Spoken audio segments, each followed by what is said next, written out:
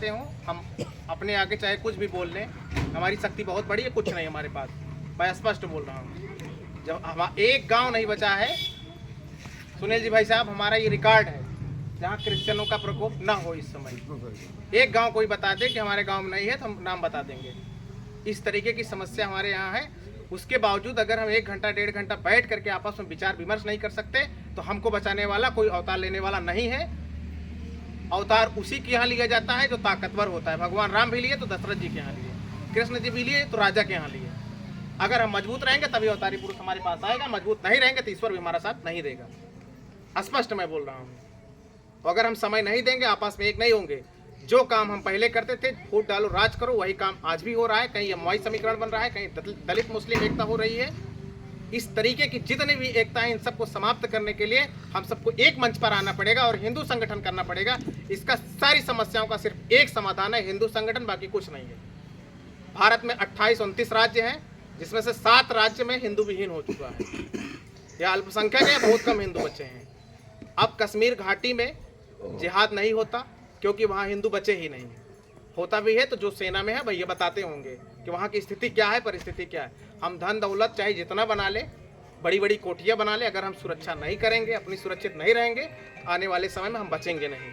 हमारी आबादी लगातार गिरती जा रही है, हमारे यहाँ नौजवान समाप्त होते जा रहे हैं। और 20 साल बाद क्या होगी, जो वर्तमान पीढ़ी है, युवा पीढ़ी है, 20 साल बाद ये बूढ़े हो जाएंगे तो उसके बाद हमारी आने वाली पीढ़ी में कितने नौजवान बचेंगे, आप सब लोग आंकड़ा निकाल लीजिए, कल्पना करिए।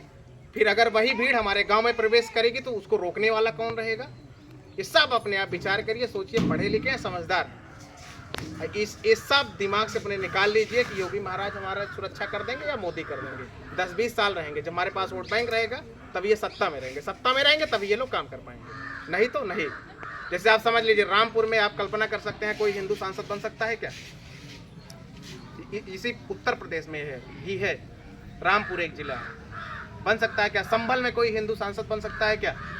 हमारा वोट घटा तो हमारा प्रतिनिधि भी नहीं बन सकता। तो इसलिए आवश्यक है हम एक रहें, नेक रहें, शस्त्र के साथ साथ हमारे अंदर इतनी समझदारी रहे कि हमको चुनाव कहाँ करना है, किसके साथ रहना है। पॉलिटिकल बातें हम करने नहीं आए हैं, सच्चाई आपको बताने आए हैं। यही हमारा काम है, जो हमारा काम है हम लोग कर रहे हैं, बाकी आप लोग समझदार हैं, ऐसे में समझ लीजिए।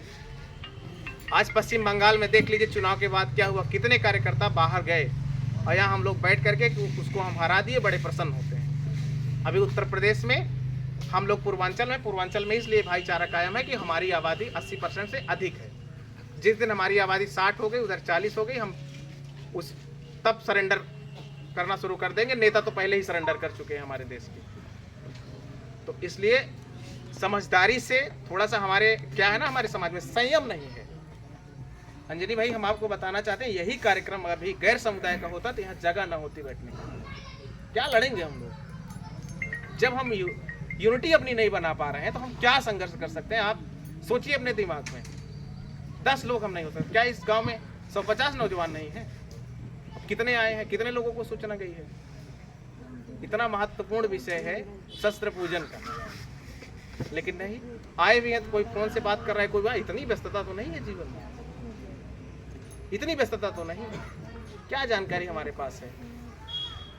कभी कभी जो हमारे क्षेत्र के, हमारे घर परिवार के सेना में है, उनके साथ बैठिए, उनसे बात करिए, उनसे समस्या पूछिए, तब आपको समझ में आएगा कि वास्तविक समस्या क्या है। 7 करोड़ घुसपैठी इस देश में है। आज चोरी जगह जगह हो रही है ना, हर गांव पहरा दे रहे हैं ना, पकड़ में नहीं आ रहे हैं। 7 करोड़ अवैध घुसपैठी है जिनका कोई रिकॉर्ड नहीं है। कहां से पकड़ेंगे आप? इनको बाहर कौन करेगा? यही 7 करोड़ अगले 10 साल में 14 करोड़ हो जाएंगे, दुगनी रफ्तार से इनकी आबादी बढ़ जाएगी। तो फिर हमारे खेत, हमारे खलिहान, हमारे घर, हमारी कोठी, हमारी जमीन, हमारी जायदाद, इसका क्या होगा? मंडियां सजेंगी भाई साहब, हमारे आपके बहु बच्चियों का मंडियां सजी हैं।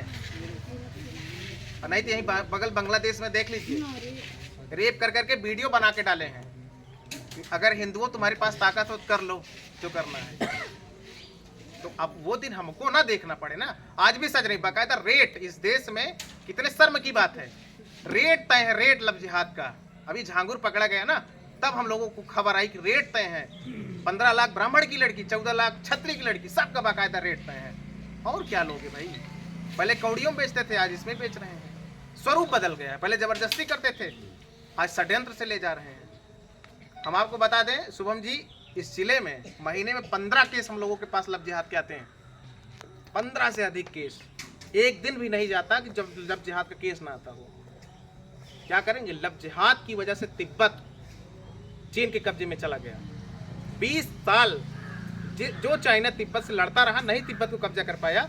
सिर्फ वहाँ की बच्चियों को फंसा करके वहाँ के लड़के टूरिस्ट के माध्यम से आए और 15 से 20 वर्ष में तिब्बत सरेंडर कर गया चीन के सामने।